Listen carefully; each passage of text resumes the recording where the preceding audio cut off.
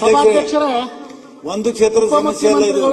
ಭಾರಿ ನೀರಾವರಿ ಸಚಿವರು ಹಾಗೂ ಭಾವಿ ಮುಖ್ಯಮಂತ್ರಿಗಳು ಸನ್ಮಾನ್ಯ ಡಿ.ಕೆ. ಶಿವಕುಮಾರ್ ಅವ್ರನ್ನ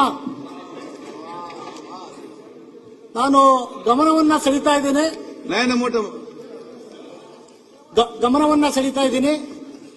ನನ್ನ ವಿಧಾನಸಭಾ ಕ್ಷೇತ್ರ ವ್ಯಾಪ್ತಿಯ ಎತ್ತಿನೊಳೆ ಯೋಜನೆ ಸುಮಾರು 60 ಕಿಲೋಮೀಟರ್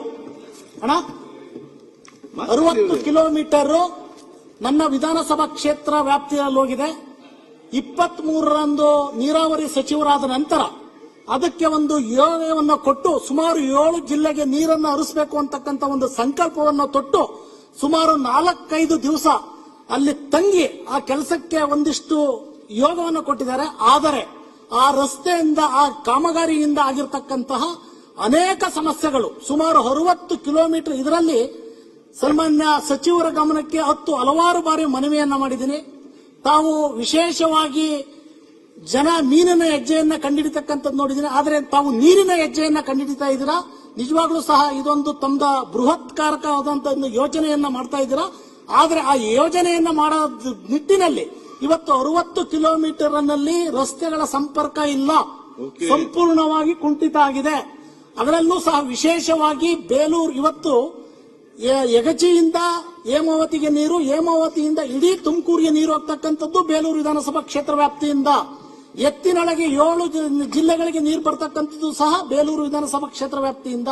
ದಯವಿಟ್ಟು ನಾನು ಅವರಲ್ಲಿ ಮನವಿಯನ್ನ ಮಾಡ್ತಾ ಇದ್ದೀನಿ. ಅವರು ಸುಮಾರು 500 ಕೋಟಿ ಅನುದಾನವನ್ನ ಪ್ರಾರಂಭದಿಂದಲೂ ಕೇಳಿದ್ದು, ಅಂತಿಮವಾಗಿ ಒಂದು 35 ಕೋಟಿಯನ್ನ ಕೊಟ್ಟಿದ್ರು. ಅದು ಪ್ರಗತಿಯನ್ನಲ್ಲಿದೆ.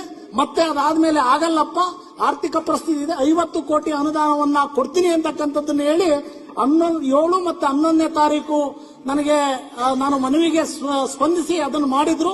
ನಾನು ಅವರಲ್ಲಿ ವಿನಂತಿಯನ್ನ ಮಾಡ್ತೀನಿ, ಇದರಿಂದ ನನ್ನ ಮತಕ್ಷೇತ್ರದ ಪ್ರತಿ ಗ್ರಾಮಗಳಿಗೆ ಹೋಗಿ ಸನ್ಮಾನ್ಯ ಭಾವಿ ಮುಖ್ಯಮಂತ್ರಿಗಳು ನೋಡ್ರಪ್ಪ ಇಲ್ಲಿ ಬರೆದಿದ್ದಾರೆ 50 ಕೋಟಿಯನ್ನ 500 ಕೋಟಿ ಕೇಳಿದ್ದೆ, 50 ಕೋಟಿಯನ್ನ ಕೊಡ್ತೀವಿ ಅಂತಕ್ಕಂಥ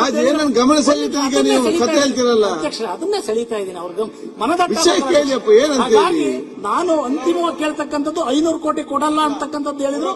50 ಕೋಟಿಯನ್ನ ಏನು ಅವರು ಬರೆದಿದ್ದಾರೆ ಅವರ ಇದರಲ್ಲಿ ಇಲ್ಲಪ್ಪ 50 ಕೋಟಿ ಕೊಡ್ತೀನಿ ಅಂತಕ್ಕಂಥದ್ದನ್ನ ದಯವಿಟ್ಟು ನಾನು ವಿನಂತಿಯನ್ನ ಮಾಡ್ತೀನಿ.